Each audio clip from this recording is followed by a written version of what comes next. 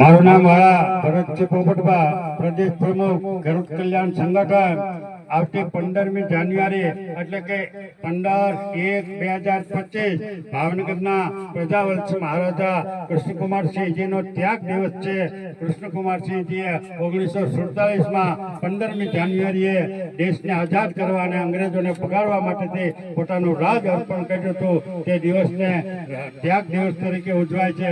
એટલે અમે ભાવનગર જિલ્લાના તમામ ખેડૂતોને, તમામ પક્ષના આગેવાનોને, તમામ ધર્મના, તમામ જ્ઞાતિના અને તમામ જિલ્લાના અને આજુબાજુના જિલ્લાના તમામ તજજ્ઞોને અને ખેડૂતોને વિનંતી કરીએ છીએ કે 15મી જાન્યુઆરીએ સવારે 11 કલાકે મહારાજા કૃષ્ણકુમારસિંહજી માર્કેટિંગ યાર્ડમાં આપણે એક જબરજસ્ત પ્રમાણમાં ખેડૂત સંમેલન કરવાના છીએ।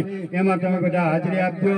આ ખેડૂત સંમેલનની અંદર અમારા ભાવનગર જિલ્લાના ખેડૂત આગેવાન એવા નિકુંજસિંહ ઝાલા, ઉખરલાવાળા ઉર્ફે ગંડુભા, રાજભા સોચિયા, એવી જ રીતે લાખનકાથી અમારા ભાઈ લાલજીભાઈ વેગર અને અમારા ખેડૂત કલ્યાણ સંગઠનના જિલ્લાના કન્વીનર, મીડિયા સેલના કન્વીનર સાગર કલાણીયા જસપરાથી, અમારા અહીંથી કનુભાઈ, અમારા મહુવા અને તળાજા તાલુકાના પ્રમુખ ભાઈ શ્રી રાજેશભાઈ, તાણાથી ભાઈ કિરીટભાઈ ગોટાણી, જુનાપાટણથી દિલુભાઈ અને હિપાવટલીથી જગદીશભાઈ કોલડિયા વગેરે આગેવાનો હાજરી આપી અને એક જબરદસ્ત પ્રમાણમાં અત્યારથી જ શરૂઆત કરે છે।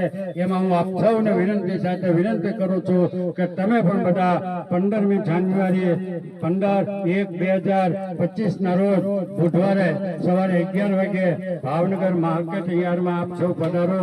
તમામ રાજકીય પક્ષના નેતાઓને પણ અમારું ખુલ્લું આહવાન અને વિનંતી છે કે તમે બધા પણ આમાં ભાગ લ્યો અને ખેડૂતોના હિત માટે અને આની અંદર મહારાજા કૃષ્ણકુમારસિંહે ખેડૂતો અને લોકો માટે કેટલા કલ્યાણકારી કામ કરેલા છે।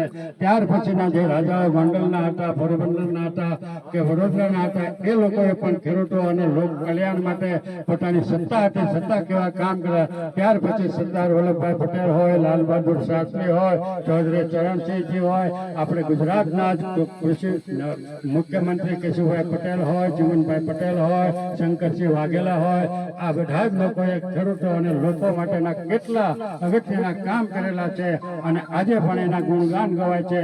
એ અમે તમામ ત્યાં રજૂ કરશો અને અત્યારના નેતાઓને, આ બધા નેતાઓની, આ બધા રાજાઓની શીખ લઈ અને કંઈક પ્રજાનું ભલું થાય એવું કામ કરવા માટે અમે એને ખુલ્લી ચેલેન્જ પણ કરશું અને એમાં જો કંઈ ગડબડ ગોટા હતા તો આવનારા દિવસોમાં લોકો અને ખેડૂતોને જાગૃત કરી સરકારની સામે રણસિંગો ફૂંકતા પણ અચકાશું નહીં। જય હિન્દ, જય ભારત।